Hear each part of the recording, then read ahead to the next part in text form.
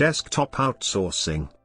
Desktop outsourcing is the process in which an organization contracts a third party to maintain and manage parts of its IT infrastructure. Contracts vary in depth and can range from computer hardware and software maintenance to desktop virtualization, SaaS implementations and helpdesk operation. It is estimated that 32% of US and Canadian IT organizations make use of desktop outsourcing in 2014. Recent market reports suggest the adoption of BYOD policies to allow the end user a free choice of devices in their working environment may increase this market share. Viability. Justification for desktop outsourcing could include shifting focus and energy to areas of core competency, reducing staffing costs, and the routine maintenance, upgrades, and repairs associated with managing multitudes of PC systems and servers. Applegate et al. 2007.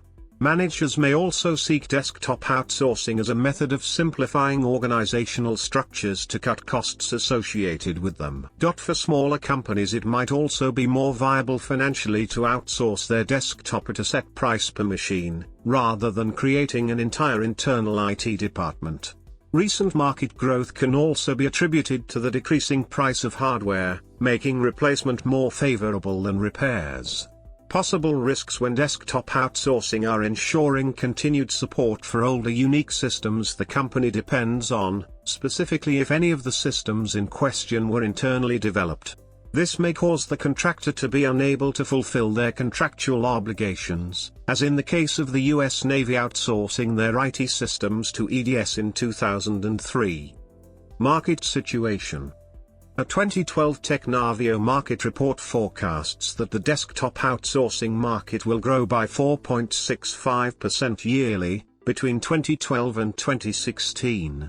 Atos, HP and IBM are considered the leading desktop outsourcing vendors for the time frame. A Gartner report from 2013, however, considers the desktop outsourcing market to be in decline, with growth only occurring on the Latin American and Asia/Pacific markets. Examples.